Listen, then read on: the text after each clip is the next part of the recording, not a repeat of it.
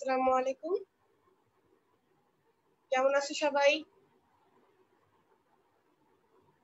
আচ্ছা, আশা করছি সবাই ভালো আছো। যারা অলরেডি জয়েন করে ফেলেছো একটু আমাকে কমেন্টের মাধ্যমে জানাও যে সাউন্ড এন্ড ভিডিও ঠিক আছে কিনা। ওয়ালাইকুম আসসালাম। যারা জয়েন করে ফেলেছো একটু কমেন্টের মাধ্যমে জানাও যে সাউন্ড এন্ড ভিডিও ঠিক আছে কিনা, ঠিক মতো দেখা যাচ্ছে কিনা, শোনা যাচ্ছে কিনা, একটু আমাকে কনফার্ম করো।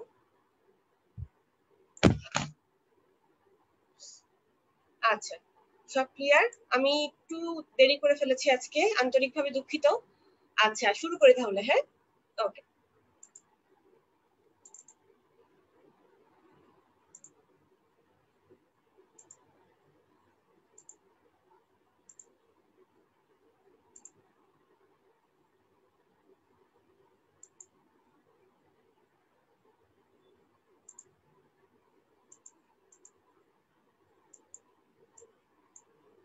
আচ্ছা, স্লাইড দেখা যায় তো? আমাদের আজকের টপিক হচ্ছে চলন অঙ্ক চালনার বাকি যে অংশটুকু ছিল, মানে তৃতীয় অংশ। এখন আপু আগেই বলে দিয়েছিলাম যে এই অংশে আপু কি পড়াবো। এই অংশে হচ্ছে অস্থি তরুণাস্থির গঠন, অস্থিভঙ্গ, এই টপিক গুলাই থাকবে মোটামুটি। তাহলে অস্থি তরুণাস্থির গঠন, অস্থিভঙ্গ, আর আরেকটা টপিক থাকবে, সেটা হচ্ছে লিভার। লিভারের যে টপিকটা ছিল ওইটা থাকবে। সবার কাছে নিশ্চয়ই এখন সামনে বই আছে। সবাই একটু সামনে কষ্ট করে আজমল স্যারের বইটা নিয়ে বসো, আর আসো আমরা শুরু করি। সকাল 10টা 11 বাজে, সবাই ঘুম থেকে উঠি।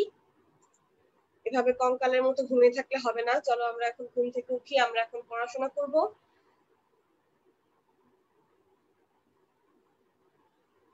ওকে, আচ্ছা, ফার্স্টে দেখো অস্থির গঠন দিয়ে শুরু করছি।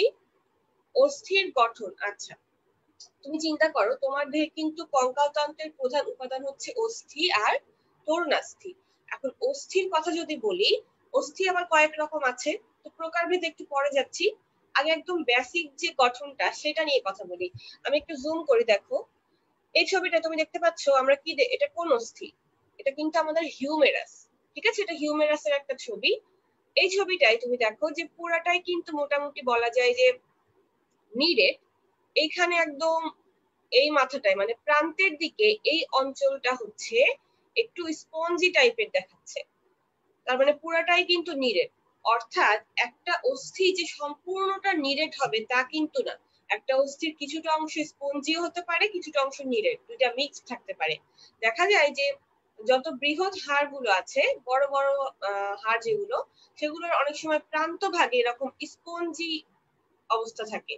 মানে আমাদের বৃহৎ অস্থিগুলা, মনে করো হিউমেরাস, ফিমার, এইসব অস্থিগুলোতে তুমি দেহে যেমন নিরেট গঠন পাবা, প্রান্তের দিকে স্পঞ্জি গঠন পাবা। বুঝতে পারছি?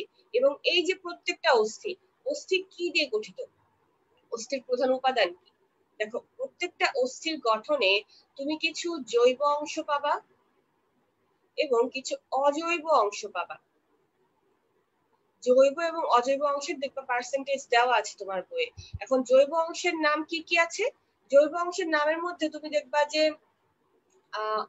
অসিমিউকয়েড, তারপর হচ্ছে কোলাজেন, এগুলো থাকে। ইলাস্টিন বলা যাবে না, কোলাজেন এবং অসিমিউকয়েড, এগুলো হচ্ছে জৈব অংশের মধ্যে পড়বে। আর অজৈব অংশের মধ্যে আছে ক্যালসিয়াম কার্বনেট, ক্যালসিয়াম ফসফেট, এইগুলো। কারণ তুমি কিন্তু জানো যে অস্থির কথা বললে, হাড্ডি গুড্ডির কথা বললে কিন্তু ক্যালসিয়াম চলে আসে। বাসায় তো আম্মু বলে যে ক্যালসিয়াম যুক্ত খাবার খাও, ক্যালসিয়াম যুক্ত খাবার খাও, হাড় শক্ত হবে। অর্থাৎ এই অজৈব অংশটা কমপ্লিটলি ক্যালসিয়াম দিয়ে তৈরি। এবং এই যে অজৈব আর জৈব অংশ, এই দুইটা মিলেই তৈরি হচ্ছে আমাদের অস্থির ম্যাট্রিক্স। ঠিক আছে, অস্থির ম্যাট্রিক্স তৈরি হচ্ছে। এখন এই অস্থিটার মধ্যে কিছু কোষ থাকে, অস্থিকোষ। অস্থিকোষ থাকে 3 ধরনের। অস্থিকোষ কয় ধরনের বললাম? 3 ধরনের। অস্থিকে আমরা বায়োলজিতে অসি বা অস্টিও এ ধরনের শব্দ দিয়ে বুঝাই। অস্টিও বা অসি। দ্যাটস ওয়াই দেখো এই 3 ধরনের যে অস্থিকোষ, অস্থিকোষগুলোর নাম কি রকম? Osteocyte, osteoblast, osteoclast. ঠিক আছে, কি কি বললাম? অস্টিওসাইট, অস্টিওক্লাস্ট আর অস্টিওব্লাস্ট। এই হচ্ছে 3 ধরনের অস্থিকোষ। এই ছবিটায় যে অনেক কিছু দেখা যাচ্ছে, অনেক কিছু লেখা, এত কিছু তোমার লাগবে না, তুমি জাস্ট আমি যেটা বলছি সেটা দেখো। তাহলে 3 ধরনের অস্থিকোষ দেখা যায়, অস্টিওসাইট, অস্টিওব্লাস্ট, অস্টিওক্লাস্ট। এবং এই সম্পূর্ণ অস্থির বাইরে একটা আবরণ থাকবে, অস্থির বাইরে আবরণের নাম হচ্ছে পেরিঅস্টিয়াম। যেহেতু অস্থি দিয়ে মানে অস্থি দিয়ে আমরা অস্থি বুঝাচ্ছি, তাই আবরণের নাম পেরিঅস্টিয়াম। এখন আসো তোমাকে কিছু জিজ্ঞাসা করি, আমি সকাল সকাল কিছু কোশ্চেন করি। আচ্ছা, আমাকে একটু বলো, হৃৎপিণ্ড, হৃৎপিণ্ডের বাইরে একটা আবরণ থাকে, হৃৎপিণ্ডের বাইরে এই আবরণের নাম কি? আমাকে জানাও তো কমেন্টে বা এখানেই হোক, হৃৎপিণ্ডের বাইরে আবরণের নাম কি?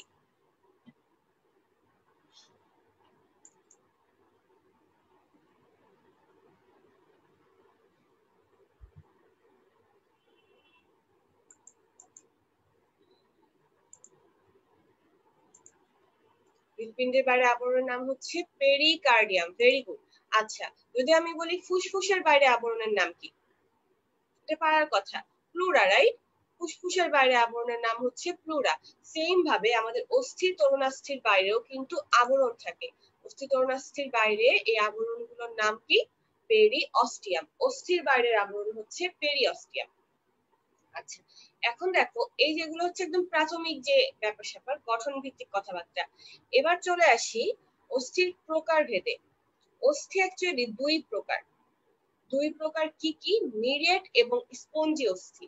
কিছু অস্থি আছে নিরেট, কিছু আছে স্পঞ্জি। সাধারণত আমাদের দীর্ঘ সব হাড়গুলো এগুলো সবই নিরেট অস্থি, প্রান্তের দিকে হয়তো একটু স্পঞ্জি থাকে, বাট অ্যাকচুয়ালি পুরোটাই হচ্ছে নিরেট। তাই বলা হয় যে হিউমেরাস, ফিমার এরা সব নিরেট অস্থি। মানে উদাহরণ জিজ্ঞাসা করলে তুমি ডিরেক্ট নিরেট অস্থি কথা বলে দিবা। আজকে এই টপিকটাতে যেটা আজকে পড়াচ্ছি, আজকের এই পুরো টপিকে কিন্তু যেরকম সিকিউ আসার সম্ভাবনা বেশি, ঠিক সেই রকমই এমসিকিউ আসার সম্ভাবনাও বেশি। দ্যাটস ওয়াই এই পোর্শনটা খুব ভালো মতন পড়বা, কারণ আগের দুইটা পার্টে বেশিরভাগই ছিল এমসিকিউ।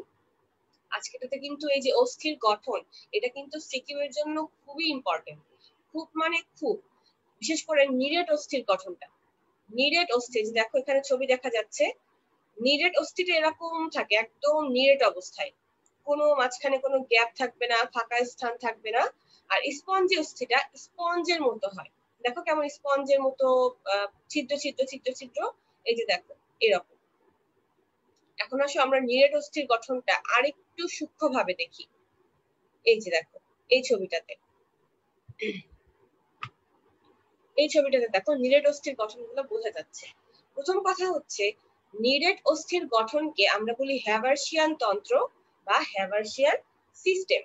তো এই যে হ্যাভার্সিয়ান সিস্টেম, এই হ্যাভার্সিয়ান সিস্টেম কিছু গঠন নিয়ে তৈরি।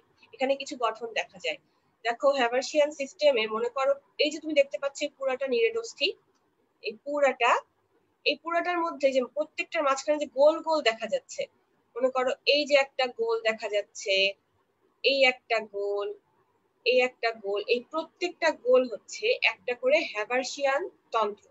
মানে অনেকগুলো হ্যাভার্সিয়ান তন্ত্র মিলে আমাদের নিরেট অস্থি গঠিত। এই প্রত্যেকটা হ্যাভার্সিয়ান তন্ত্র কি আছে এখন দেখো, প্রত্যেকটা হ্যাভার্সিয়ান তন্ত্র কিছু স্তরে ভাগ করা থাকে। দেখো এই যে একটা, এটা হচ্ছে একটা হ্যাভার্সিয়ান তন্ত্র একটা, এখানে দেখো এই একটা স্তর, এই একটা স্তর, এই একটা স্তর। মানে তুমি যদি গোল করে ছবিটা আঁকো, মনে করো এই আঁকলাম, এই যে একটা স্তর, তারপর মাঝখানে আরো একটা স্তর, আরো একটা, এরকম স্তরে স্তরে ভাগ করা আছে। এই স্তরগুলোকে বলা হয় ল্যামেলি। হ্যাভার্সিয়ান তন্ত্রের প্রত্যেকটা স্তরকে কি বলা হয়? এই দেখো ল্যামেলি। ঠিক আছে, ল্যামেলির সংখ্যা কত? ল্যামেলির সংখ্যা হচ্ছে 5 থেকে 15টা। প্রত্যেকটা হ্যাভার্সিয়ান তন্ত্রে 5 থেকে 15টা ল্যামেলি থাকে। স্তর গেল। এখন দেখো এই যে ল্যামেলি, পাশাপাশি দুইটা ল্যামেলির মাঝখানে কিছু গহ্বর আছে, ছোট ছোট গহ্বর। আমি তোমাকে দেখাই, এই যে দেখো এইটা একটা গহ্বর, এইটা একটা গহ্বর, এইটা একটা গহ্বর, এগুলো হচ্ছে গহ্বর। এই গহ্বর গুলাকে বলা হয় ল্যাকুনা। কি বললাম? ল্যাকুনা। দেখো বড় করে দেখা যাচ্ছে, এই ছবিটা খেয়াল করো, এই যে একটা গহ্বর, এই জিনিসটাকে বলা হচ্ছে ল্যাকুনা। ঠিক আছে, ক্ষুদ্র ছোট গহ্বর প্রত্যেকটা স্তরেই আছে। এই ল্যাকুনাতে কি থাকবে? ল্যাকুনাতে থাকবে অস্থিকোষ। তোমাকে যদি এমসিকিউতে জিজ্ঞাসা করে অস্থিকোষ কোথায় অবস্থান করে, ল্যাকুনাতে অবস্থান করে, গহ্বরে। এই যে দেখো এই ছোট্ট এটা হচ্ছে অস্থিকোষ, এটা অস্টিওসাইট, বুঝা গেল? এখন ল্যাকুনাটা তো তুমি দেখতেই পাচ্ছ যে মনে করো এইখানটাতে অবস্থান করছে ল্যাকুনা, এইখানে, মানে দুইটা স্তরের ঠিক বর্ডারে, পাশাপাশি দুইটা স্তরের বর্ডারে অবস্থান করছে। এই জন্য দেখা যায় যে ল্যাকুনা থেকে কিছু সূক্ষ্ম নালিকা বের হয়, অনেকটা এই রকম। এই যে উভয় পাশে কিছু সূক্ষ্ম নালিকা বের হবে। তুমি এখানে, আমি একটু জুম করে তোমাকে দেখাই, তুমি আরো ভালো বুঝতে পারবা। এই যে দেখো এখানে কিছু নালিকা বের হচ্ছে, দেখতে পাচ্ছ? এই যে লম্বা লম্বা দাগ দেখা যাচ্ছে, এখানে আরো বড় করে আছে দেখো, এই যে একটা, এই একটা, এই একটা, এই একটা, এগুলো হচ্ছে সূক্ষ্ম নালিকা, ল্যাকুনার চারদিক থেকে বের হয়। এদেরকে বলা হয় ক্যানালিকুলি। এই যে দেখো ক্যানালিকুলি, ক্যানাল মানে বড় নালিকা, বড় নালী, আর ছোট নালিকা বললে আমরা বলবো ক্যানালিকুলি। ঠিক আছে? এই ক্যানালিকুলির কাজ কি? দুইটা স্তরের মধ্যে বা স্তরগুলোর মধ্যে একটা সংযোগ স্থাপন করা, যোগাযোগ রক্ষা করা। বোঝা গেল? তাহলে এটা হচ্ছে ক্যানালিকুলির কাজ। ল্যাকুনা পড়লাম, ক্যানালিকুলি পড়লাম। এখন দেখো প্রত্যেকটা হ্যাবারশিয়ান তন্ত্রের কেন্দ্রে একটা নালী আছে।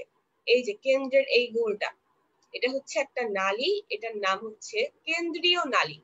কেন্দ্রীয় নালী বা সেন্ট্রাল ক্যানেল। এই যে দেখো কেন্দ্রীয় নালী বা সেন্ট্রাল ক্যানেল। এই সেন্ট্রাল ক্যানেলে আর্টারি মানে শিরা, ধমনী, তারপরে স্নায়ু, এগুলো থাকবে। এটা হচ্ছে সেন্ট্রাল ক্যানেল। আবার এটাকে হ্যাবারশিয়ান ক্যানেলও বলা হয়। ঠিক আছে? হ্যাবারশিয়ান নালীও বলা যাবে, কারণ হ্যাবারশিয়ান তন্ত্রের একদম কেন্দ্রে অবস্থান করে।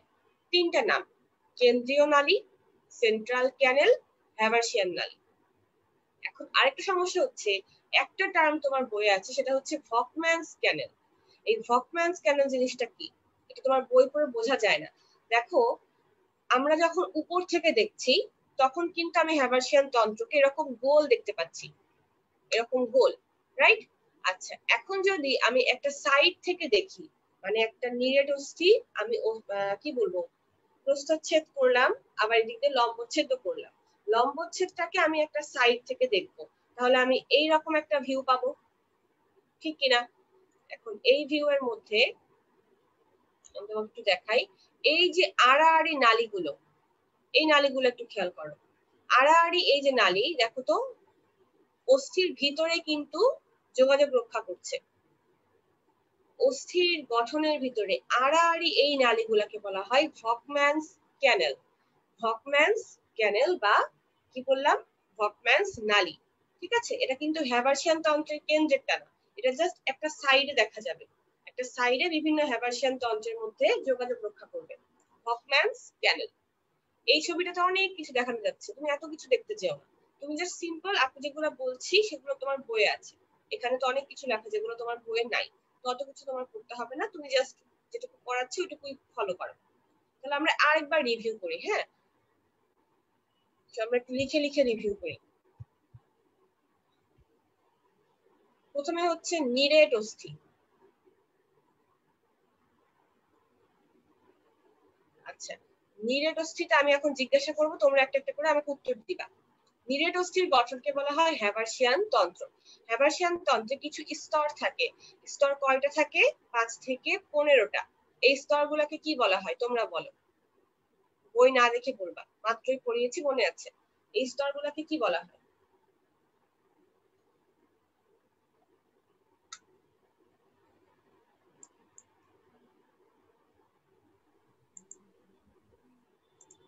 স্তরগুলোকে বলা হয় ল্যামেলি, রাইট? এই স্তরগুলোর নাম হচ্ছে lamellae. Very good, thank you. যারা আনসার দিচ্ছে, যে পার্টিসিপেট করছে, দেখো পড়া হয়ে যাচ্ছে কিন্তু। তাহলে ল্যামেলি, ওকে। এখন এই যে প্রত্যেকটা স্তর, প্রত্যেকটা স্তরে কিছু ছোট গহ্বর থাকে, ছোট ছোট গহ্বর থাকবে। এই গহ্বর গুলাকে কি বলা হয়? Lacuna, right? আচ্ছা, তাহলে এই গহ্বরের নাম হচ্ছে ল্যাকুনা। অস্থিকোষ কোথায় অবস্থান করে? অস্থিকোষ কোথায় অবস্থান করে? অস্থিকোষ অবস্থান করে হচ্ছে ল্যাকুনাতে। অস্থিকোষ ল্যাকুনাতে অবস্থান করে। আচ্ছা, তাহলে এই যে অস্থিকোষ, অস্থিকোষ থেকে কিছু ছোট ছোট নালিকা বের হবে, কিছু ক্ষুদ্র বা সূক্ষ্ম নালিকা, এই সূক্ষ্ম নালিকার নাম কি? ল্যাকুনা থেকে যে সূক্ষ্ম নালিকাগুলো বের হয়, এই সূক্ষ্ম নালিকাগুলোর নাম কি? ল্যাকুনা থেকে বের হওয়া সূক্ষ্ম নালিকার নাম হচ্ছে ক্যানালিকুলি। ভেরি গুড, এই তো, প্রচুর জোস। ক্যানালিকুলি, হ্যাঁ, ক্যানালিকুলির কাজ হচ্ছে জাস্ট স্তরগুলোর মধ্যে সংযোগ রক্ষা করা, এবং প্রত্যেকটা হ্যাবাসিয়ান তন্ত্রের মাঝে যে কি বলা যায়, প্রত্যেকটা হ্যাবাসিয়ান তন্ত্রের মধ্যে যে একটা কেন্দ্রীয় নালী থাকে, সেইটাকে বলা হয় কেন্দ্রীয় নালী বা হ্যাবাসিয়ান নালী বা সেন্ট্রাল ক্যানেল।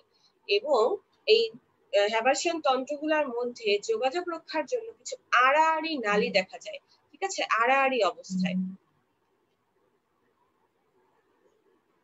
আড়াআড়ি অবস্থায় যে নালীগুলো পাবা সেগুলোর নাম হচ্ছে ভকম্যানস ক্যানেল। ওকে, ভকম্যানস ক্যানেল। সূর্য হ্যান্ড রেইজ করেছো, কিছু বলতে চাও? আনমিউট করে বলতে পারো।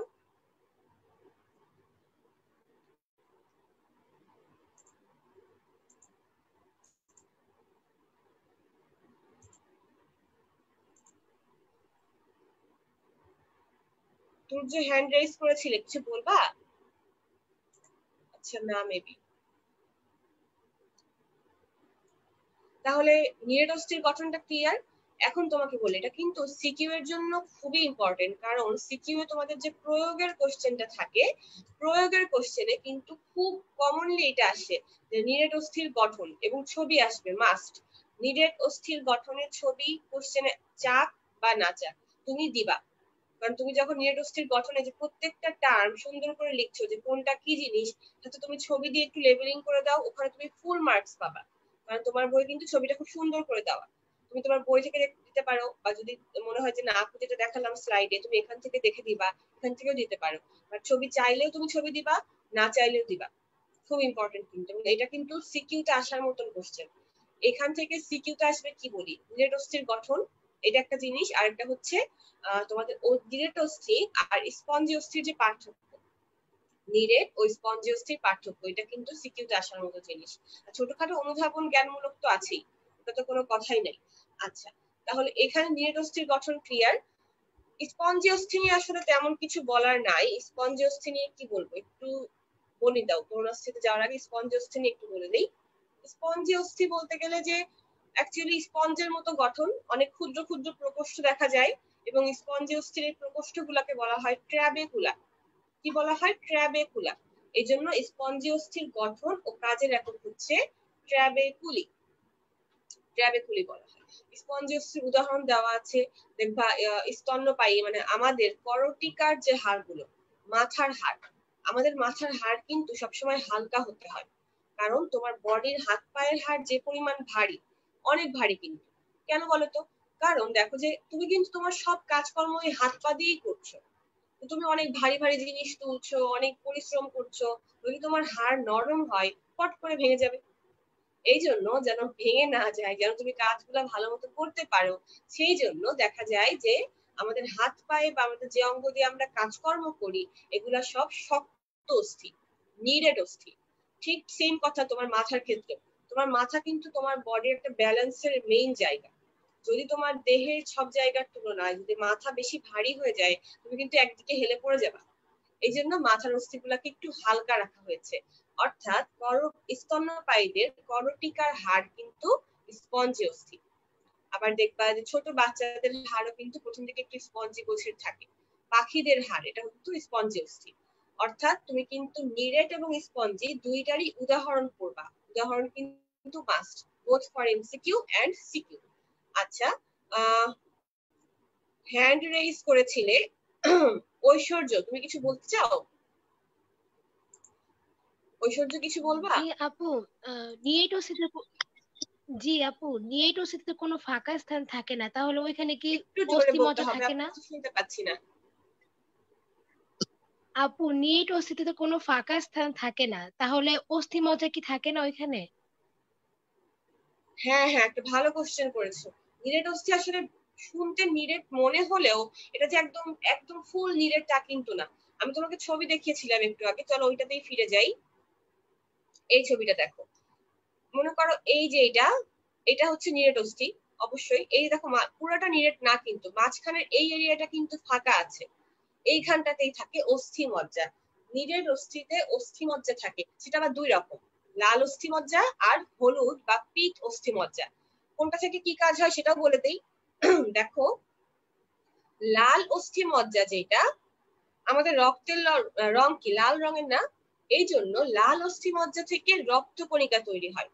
তুমি পড়েছো যে রক্তকণিকা গুলা অস্থি মজ্জা থেকে তৈরি হয়, বোন ম্যারো থেকে আসে। তাহলে লাল অস্থি মজ্জা থেকে তৈরি হবে রক্তকণিকা। 3 রকম রক্তকণিকায় আসবে লাল অস্থি মজ্জা থেকে। আর যদি বলি হলুদ বা পিত অস্থি মজ্জা, এখানে আসলে কি হয় তুমি চিন্তা করে দেখো তো, চর্বি বা কোলেস্টেরল এটার কালার কেমন, একটু হালকা হলুদ রঙের বা একটু সাদা রঙের। আমি ধরে নিলাম যে চর্বি হলুদ রঙের। হলুদ অস্থি মজ্জাতে চর্বি সঞ্চিত থাকে, ঠিক আছে, এটা হচ্ছে চর্বি সঞ্চয় করে।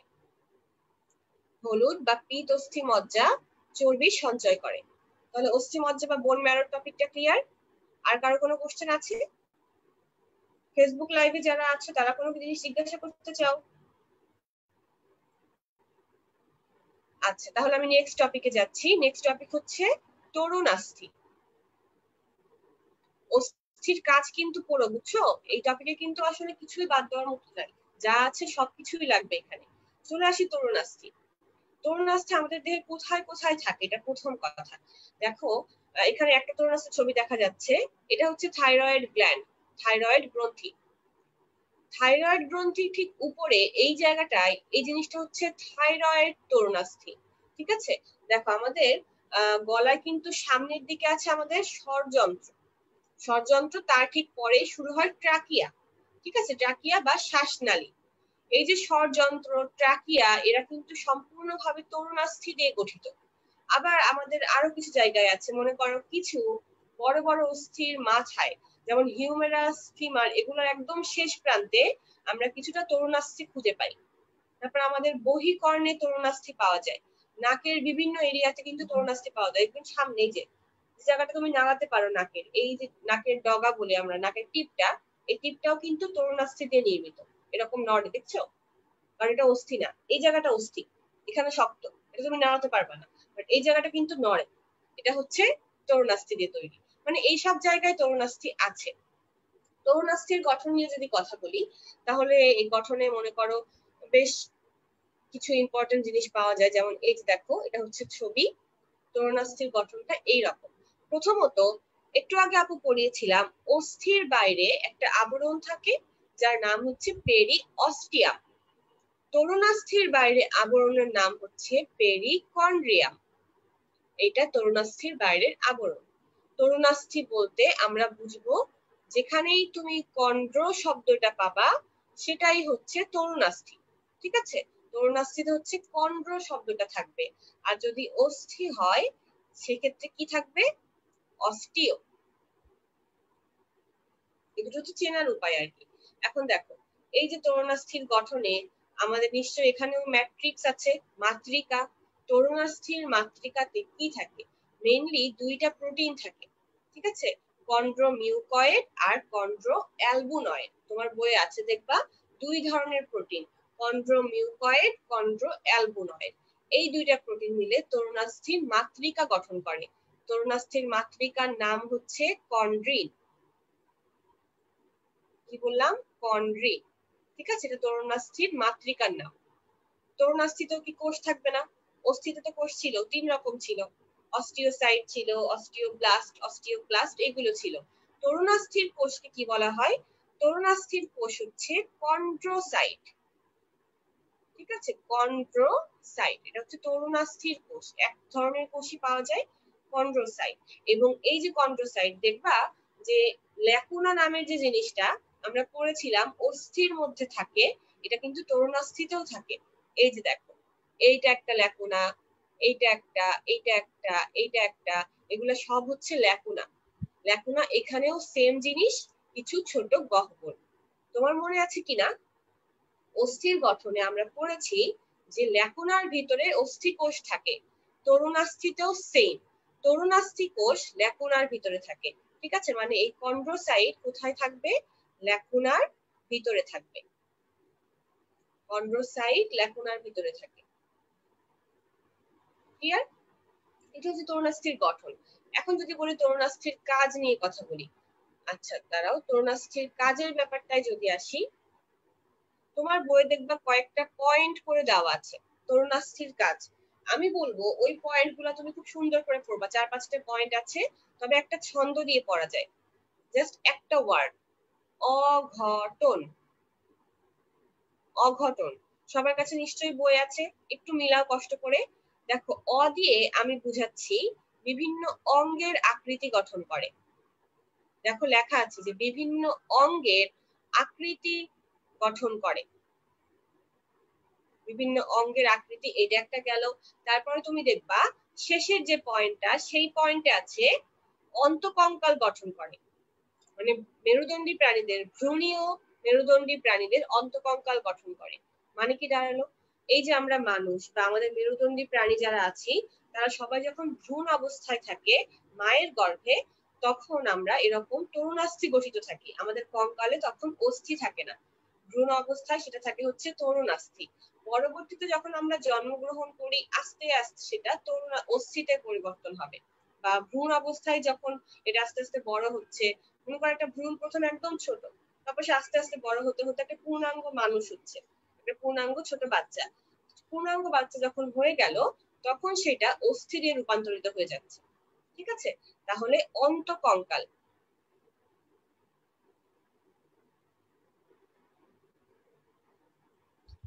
মেরুদণ্ডী প্রাণীদের কঙ্কাল আর অন্তকঙ্কাল আরেকটা জিনিসেরও আছে, খেয়াল করো তো।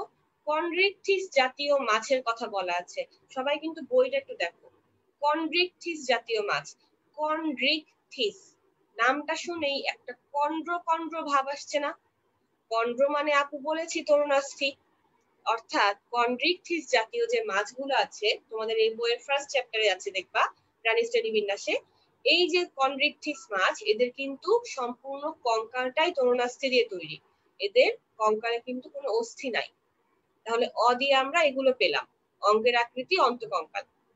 ঘ দিয়ে কি আছে? ঘ দিয়ে হচ্ছে ঘর্ষণ। ঠিক আছে, ঘর্ষণের হাত থেকে রক্ষা করে। দেখো এরকম একটা কথা বলা আছে, ঘর্ষণের হাত থেকে রক্ষা করে। আর টন দিয়ে হচ্ছে চাপ ও টান সহ্য করে। টন দিয়ে চাপ ও টান সহ্য করে। এগুলা হচ্ছে আমাদের তরুণাস্থির কাজ। আমি জাস্ট কি পয়েন্ট গুলো তোমাকে বলে দিলাম, তুমি এবার পুরো কাজটা একটু সুন্দর মতন গুছিয়ে লিখে আসবা। এগুলো হচ্ছে কিওয়ার্ড, এগুলো থাকলে তুমি মার্কস পেয়ে যাবা। বুঝতে পারছি? তোমার সিকিউতে আসুক বা এমসিকিউতে আসুক, কোনো প্রবলেম নাই, পারা যাবে। তরুণাস্থির গঠন ভিত্তিক কথা শেষ। এখন আমি আসবো তরুণাস্থির প্রকারভেদ নিয়ে কথা বলবো। দেখো, তরুণাস্থির প্রকারভেদ নিয়ে যদি কথা বলি, এই যে মাস্ক পরা সুন্দর একজন ব্যক্তি, ওর পাশেই দেখি আমরা। আচ্ছা, তরুণাস্থির প্রকারভেদ হচ্ছে 4 প্রকার। এই 4 প্রকার থেকে কি পড়তে হবে? এই 4 প্রকারের উদাহরণ মাস্ট। 4 প্রকারের উদাহরণ খুবই ইম্পর্টেন্ট, খুবই মানে খুব খুব খুব। তরুণাস্থির উদাহরণের মতন ইম্পর্টেন্ট জিনিস দুনিয়াতে কিছু নাই। এখন আসলে আমরা একটু একটু করে দেখি যে আসলে উদাহরণগুলো কেমন কি। সবার সামনে একটু বই রাখতে হবে, আমরা বই থেকে মিলাবো। ফার্স্টে দেখবা নাম্বার 1 এ আছে স্বচ্ছ বা হায়ালিন তরুণাস্থি। ঠিক আছে, স্বচ্ছ তরুণাস্থি। দেখবা স্বচ্ছ বা হায়ালিন তরুণাস্থি যেটা, ওদের গঠনটাতে কেমন দেখা যায়, যে অনেকটা কেমন বলা যায়, যে দেখো তো উদাহরণগুলো কেমন। উদাহরণগুলো হচ্ছে স্বরযন্ত্র, তারপরে নাক, আর কি আছে, শ্বাসনালী আছে মনে হয়, এরকম। মানে মোটামুটি যেগুলো আমাদের শোষণ তন্ত্রের অঙ্গ, সেগুলাই হচ্ছে স্বচ্ছ এর মধ্যে পড়ে। খেয়াল করেছো কি তুমি? উদাহরণ কিন্তু সবগুলো শোষণ তন্ত্রের, খালি একটা মনে হয় একটু ডিফারেন্ট পাবা, এপিগ্লটিস, ওটা মনে হয় একটু ডিফারেন্ট আছে। তো আমরা মনে রাখতে পারি যে শোষণ তন্ত্রের জিনিসগুলো হচ্ছে সব স্বচ্ছ এর মধ্যে যাবে। নাম্বার 2 হচ্ছে ইলাস্টিক বা পিত্তন্তময়, মোস্ট প্রবাবলি, তাই না? ইলাস্টিক বা পিত্তন্তময়, তো মনে হয় এটা বাংলায় কি বলে, সম্ভবত পিত্তন্তময়। আচ্ছা, তাহলে এই যে পরে যে ইলাস্টিক তরুণাস্থি যে ব্যাপারটা, ইলাস্টিক তরুণাস্থি কোথায় আছে, এইটার এক্সাম্পল মনে রাখার খুব সুন্দর একটা নিয়ম আছে। দেখো, ট্রিপল ই, তুমি মনে রাখবা ই ফর ইলাস্টিক, ই দিয়েই ওর এক্সাম্পল গুলো পারা যায়। কেন? দেখো এখানে ই হচ্ছে ইয়ার, ই ফর ইয়ার, ইয়ার মানে আমাদের কান বুঝায়, কান মানে কি আমরা বহিকর্ণকে বুঝাচ্ছি, বহিকর্ণের আরেক নাম হচ্ছে পিনা, তাহলে বহিকর্ণ বা পিনা বা ইয়ার এটা হচ্ছে প্রথম ই। 2 নাম্বার ই হচ্ছে এপিগ্লটিস, সরি এপিগ্লটিস এইখানে, I am sorry, 2 number E হচ্ছে এপিগ্লটিস, ঠিক আছে, এপিগ্লটিস গেল। আর 3 নাম্বার ইটা হচ্ছে ইউস্টেশিয়ান টিউব, আমাদের কানের ভিতরে থাকে ইউস্টেশিয়ান টিউব। তাহলে দেখো তো, E for elastic, E for তিনটা এক্সাম্পল, ইয়ার, এপিগ্লটিস আর ইউস্টেশিয়ান টিউব, ঠিক আছে। আচ্ছা, এটার এক্সাম্পল গেল। তারপরে 3 নম্বরে আছে, 3 নম্বরে মনে হয় শ্বেততন্তুময় তরুণাস্থি দেওয়া, শ্বেততন্তুময় যে তরুণাস্থি ওইটার এক্সাম্পলটা একটু খেয়াল করো। আচ্ছা, 3 নম্বর কি শ্বেততন্তুময়? আমি একটু গোলমাল বললাম, একটু আমাকে কারেকশন করে দাও তো। প্রকারভেদ কি কি আছে একজন একটু কারেকশন করে দাও, বয়স হয়ে গেছে ভুলে যাই।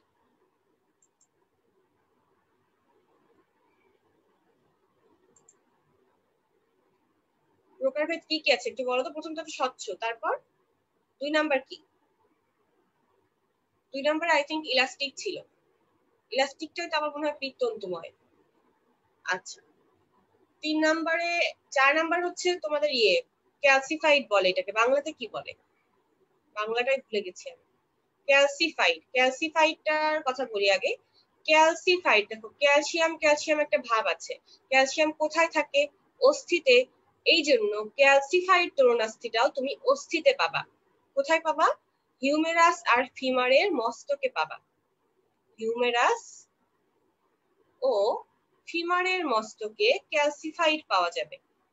মানে পুরোটাই তো নিরেট অস্থি, বাট হিউমেরাস আর ফিমারের মস্তকে ক্যালসিফাইড তরুণাস্থি পাওয়া যায়। আর যে মাঝখানে যেটা থাকলো ওটা হচ্ছে শ্বেততন্তুময় ছিল সম্ভবত, শ্বেততন্তুময়টা হচ্ছে আহ শ্বেততন্তুময় তো মনে হয়, ভুলে যাই, বয়স হয়ে গেছে। শ্বেততন্তুময় মানে 3 নাম্বার যেটা, ওটাতে এক্সাম্পল কি? ওটা হচ্ছে মাথা আর প্রথম কশেরুকার মধ্যবর্তী যে সন্ধি, মানে আমাদের মাথার পরেই তো মেরুদণ্ড শুরু হচ্ছে, তো মাথা আর প্রথম যে কশেরুকা অ্যাটলাস, এই দুইটার মাঝখানের সন্ধি হচ্ছে এই 3 নাম্বারটা শ্বেততন্তুময় তরুণাস্থি। তাহলে মেন কথা হচ্ছে তরুণাস্থির উদাহরণ করতে হবে, 4 প্রকারের উদাহরণ করতে হবে, উদাহরণ মাস্ট। বোঝা গেল? তাহলে তরুণাস্থির টপিকটা শেষ, আমি চলে যাই পরের টপিকে, লিভার। আচ্ছা, লিভারের মধ্যে দেখো লিভার কি কি আছে, লিভার জিনিসটা কি? আমাদের যে দেহে এত কাজকর্ম করছে আমরা হাত পা দিয়ে, এগুলো সবই কিন্তু কিছু মেকানিক্যাল ব্যাপার স্যাপার আছে, এটাই হচ্ছে লিভার। একটা লিভারের 4টা অংশ থাকে, কয়টা অংশ বললাম? 4টা অংশ, ঠিক আছে, 4টা অংশ। দেখো 4টা অংশের নামগুলো একটু দেখি আমরা, অংশের নাম কি কি? লিভার বাহু, সবাই লিভারের টপিকটা একটু খেয়াল করো, অনেকে এই জিনিসটা একটু বুঝো না, বুঝাই দিই। লিভার বাহু, তারপরে হচ্ছে ভার, প্রচেষ্টা আর পিভট। লিভার বাহু, ভার, প্রচেষ্টা আর পিভট, এই হচ্ছে লিভারের 4টা অংশ। আমাদের দেহে যে লিভার গুলো আছে, মানে আমাদের দেহের হাত পা দিয়ে যে লিভারের কাজ হয়, এখানে সেখানে কোনটা লিভার বাহু কোনটা ভার আমি তোমাকে একটু বুঝাই। লিভার বাহু হচ্ছে আমাদের হাত পা গুলা, হাত পায়ের অস্থি গুলা হচ্ছে লিভার বাহু, লিভার বাহুর কাজ করবে। ভার হচ্ছে তুমি যে ওজনটা তোলার চেষ্টা করছো, মনে করো তুমি একটা বড় বস্তা তুলবা বা বড় একটা ব্যাগ তুলবা, এটা হচ্ছে ভার। প্রচেষ্টা হচ্ছে তুমি ওই ওজনটা তোলার জন্য যে বল প্রয়োগ করলে, তুমি একটা বল প্রয়োগ করে তুলবা না, সেটা হচ্ছে প্রচেষ্টা। আর পিভট হচ্ছে অস্থি সন্ধিগুলো, তোমার দেহে যে অস্থি সন্ধিগুলো আছে সেগুলো হচ্ছে পিভট। এই হচ্ছে একটা লিভারের 4টা অংশ, 4টা অংশ করা হয়ে গেল। এখন দেখো লিভার আবার 3 ধরনের, 3 ধরন কি কি? প্রথম শ্রেণীর liver or first class liver, দ্বিতীয় শ্রেণীর লিভার অর সেকেন্ড ক্লাস, আর তৃতীয় শ্রেণীর liver third class. First, second, third, এই 3টা শ্রেণীর লিভার দেখা যায়। এখন আমরা এই 3টা শ্রেণী নিয়ে একটু ডিটেলসে পড়বো। এই যে দেখো এই ছবিটা, এই ছবিটায় আমরা লিভারের জিনিসগুলো একটু দেখবো। তো প্রথমত তুমি জাস্ট মনে রাখো যে এই 3টা শ্রেণী থেকে কি পড়তে হবে, তোমাকে 3টা জিনিস পড়তে হবে, প্রত্যেকটা শ্রেণী থেকে 3টা জিনিস। প্রথমটা হচ্ছে এই যে সাপোজ প্রথম শ্রেণীর লিভারের কথা বলছি, প্রথম শ্রেণীর লিভারে ভার, প্রচেষ্টা, পিভট কোনটা কোথায় থাকে, কোনটা মাঝখানে কোনটা দুই পাশে, এইটা একটা জিনিস পড়বা। উদাহরণ পড়বা। উদাহরণ দেখবা দুই রকম দেওয়া আছে তোমার বইয়ে, একটা হচ্ছে মানব দেহের আর একটা হচ্ছে সাধারণ দৈনন্দিন জীবনের জিনিসপত্র দিয়ে। দুই রকম উদাহরণে পড়তে হবে। আর 3 নাম্বার হচ্ছে প্রত্যেকটা শ্রেণীতে দেখবা একটা লাইন বোল্ড করে লেখা আছে, একদম শেষে একটা বোল্ড লাইন দেওয়া আছে। ওই বোল্ড লাইনটা আমি তোমাকে একটা একটা করে বলি। ফার্স্ট ক্লাস লিভার, একটু জুম করলাম। দেখো ফার্স্ট ক্লাস লিভারে আমরা কি দেখতে পাচ্ছি, এটা হচ্ছে লিভারের ছবি। এটা কি, এটা হচ্ছে লোড।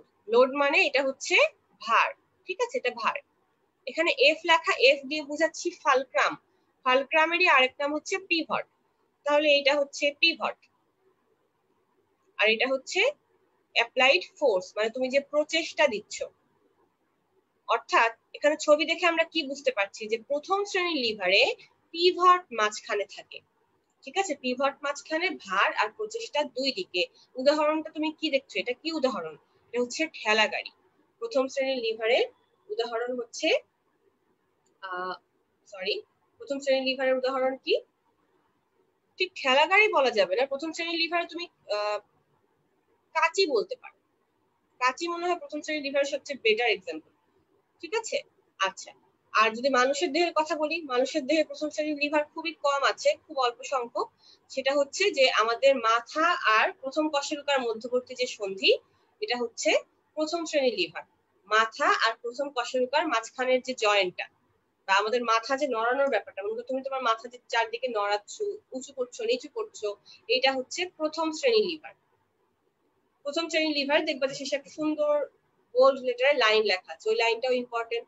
আসি দ্বিতীয় শ্রেণীর লিভারে।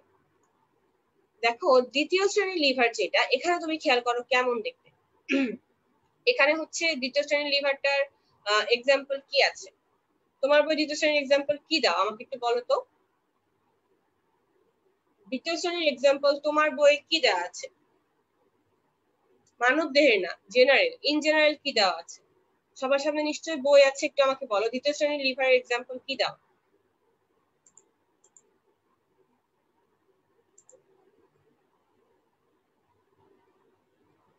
আচ্ছা, দ্বিতীয় শ্রেণী ঠেলা গাড়ি দেওয়া আছে। আচ্ছা, মানে প্রথমটা হচ্ছে কাঁচি, দ্বিতীয়টা হচ্ছে ঠেলা গাড়ি, তাই তো। এখানে অবশ্য আমরা ঠেলা গাড়ি দেখতে পাচ্ছি।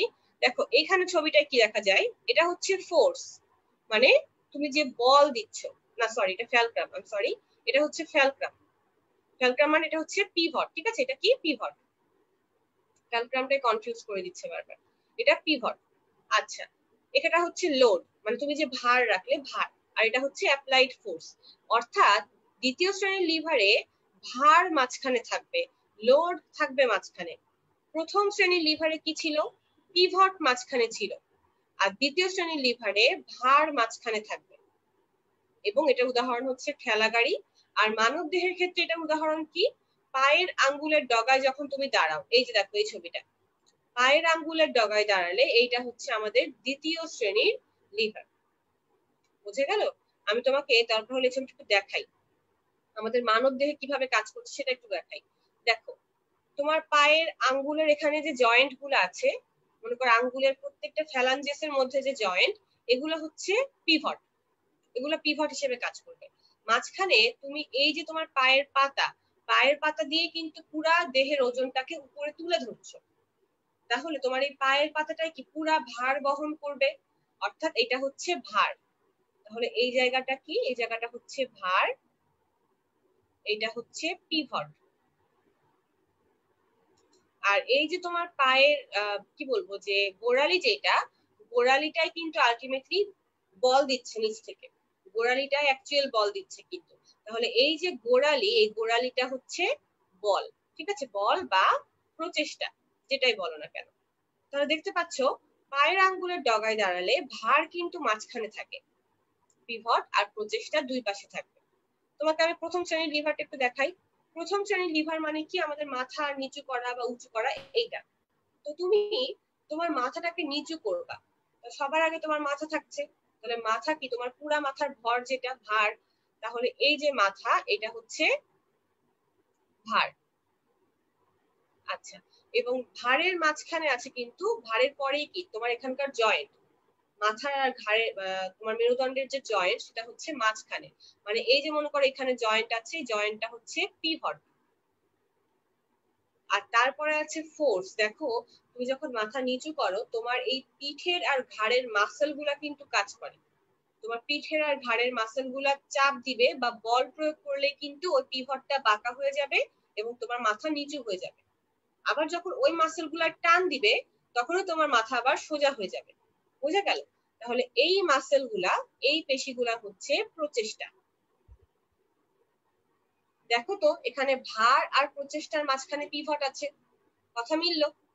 এবার আসি তৃতীয় শ্রেণীর লিভার। আমাদের দেহে সবচেয়ে বেশি পাওয়া যায় তৃতীয় শ্রেণীর লিভার। প্রথম শ্রেণীর লিভার মানব দেহে খুব দুর্লভ, আর সবচেয়ে বেশি কোনটা? তৃতীয় শ্রেণীর লিভার। এইটার একটা সুন্দর এক্সাম্পল হচ্ছে নখ কাটার যন্ত্র, নেইল ফ্লিপার যেটা। হ্যাঁ, নখ কাটার যন্ত্র হচ্ছে তৃতীয় শ্রেণীর লিভার।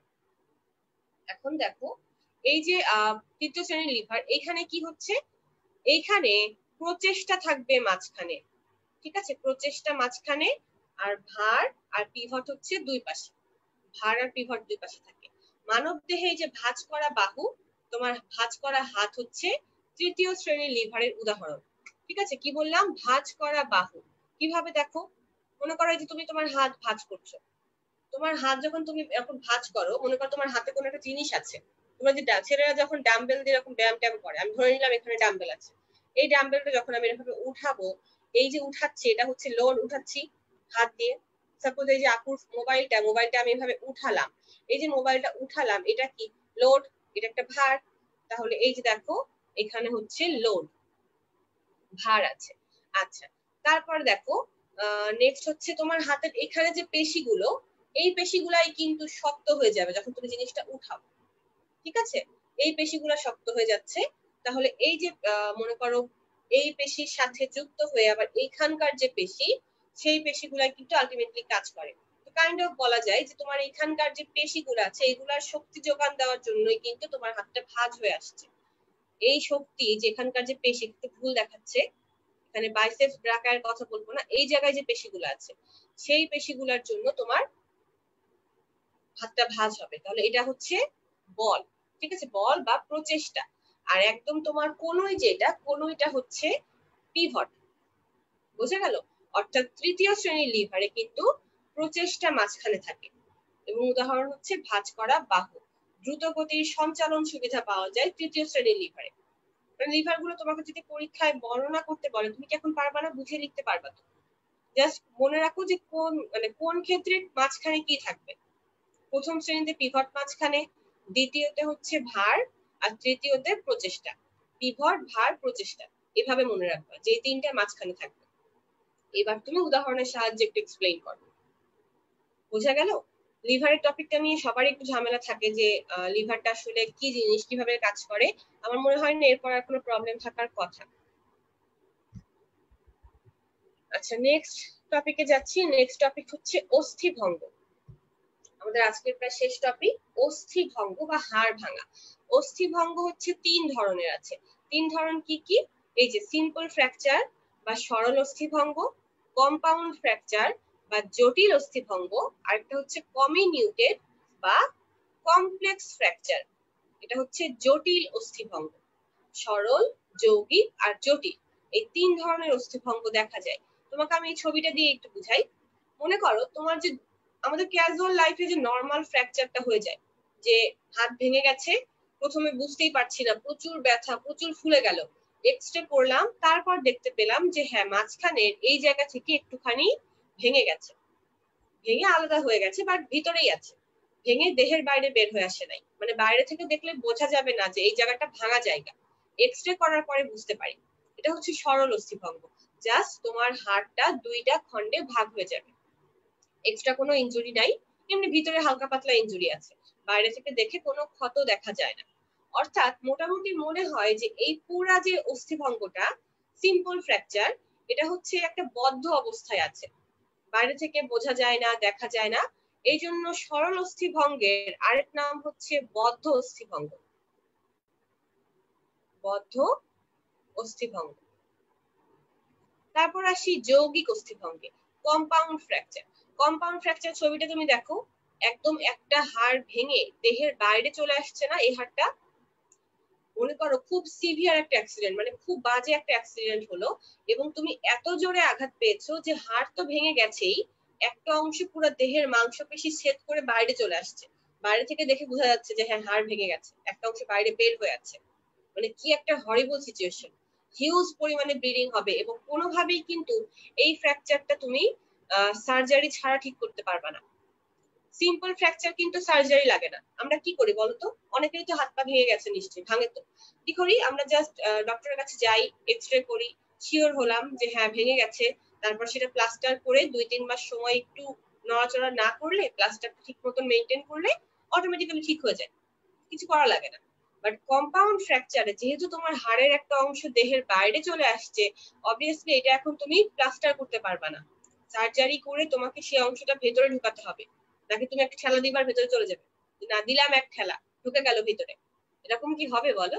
তা হবে না। এটা তাহলে কি করতে হবে, তুমি জাস্ট সার্জারি করে এটাকে আস্তে আস্তে নির্দিষ্ট জায়গায় বসাবা, এবং অনেক হিউজ মানে লং একটা প্রসিডিওর, কারণ এই ধরনের ফ্র্যাকচারে তোমার বাইরের অনেক ক্ষতি হয়, মাংসপেশি, তারপরে ধমনী, শিরা, সবকিছুরই অনেক ক্ষতি হয়, তো এটা সারতে অনেক সময় লাগে।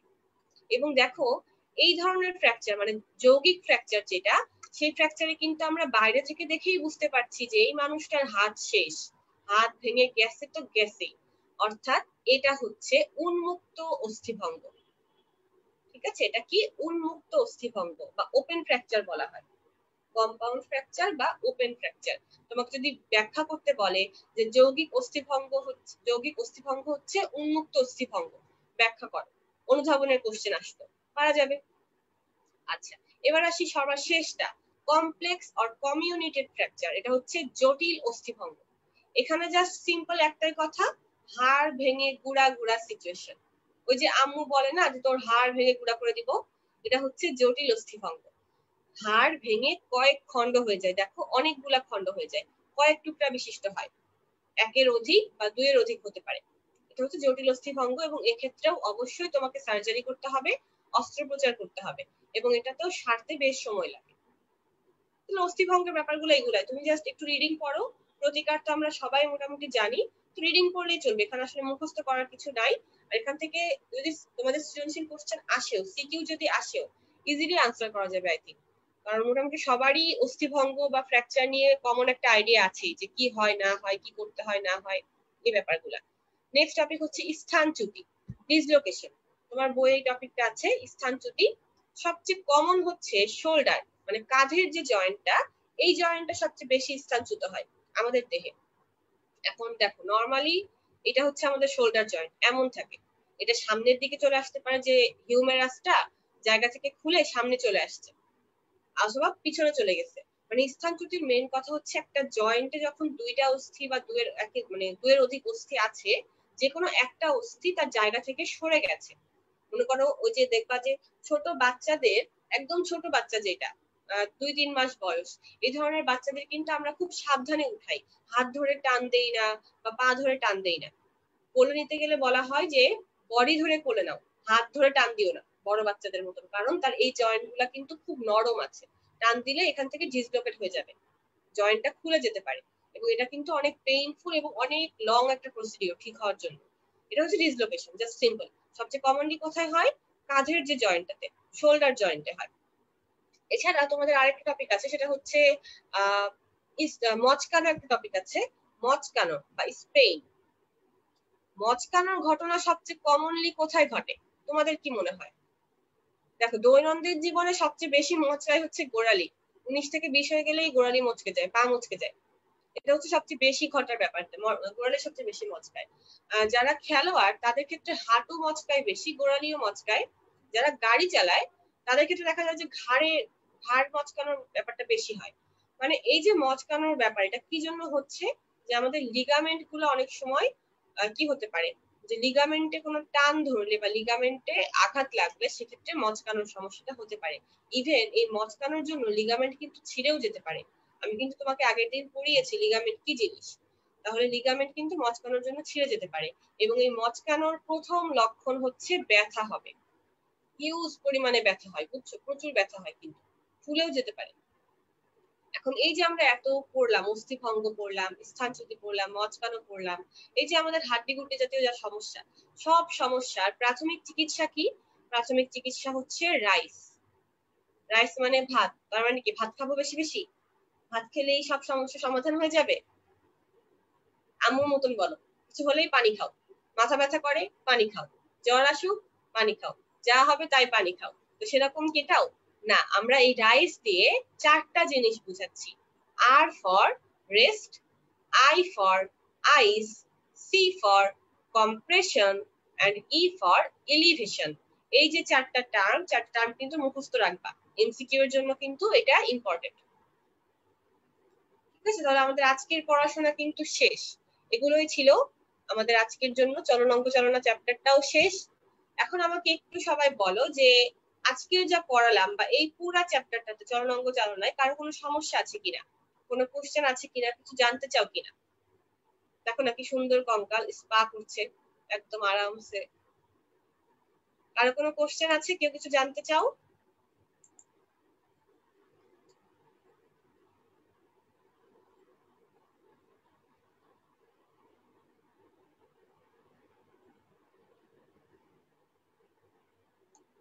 যারা জুমে আছো এখানে চ্যাট বক্সে লিখতে পারো। আচ্ছা আপু, হাইওয়াইড বোনটা কোথায় থাকে? সুষময়।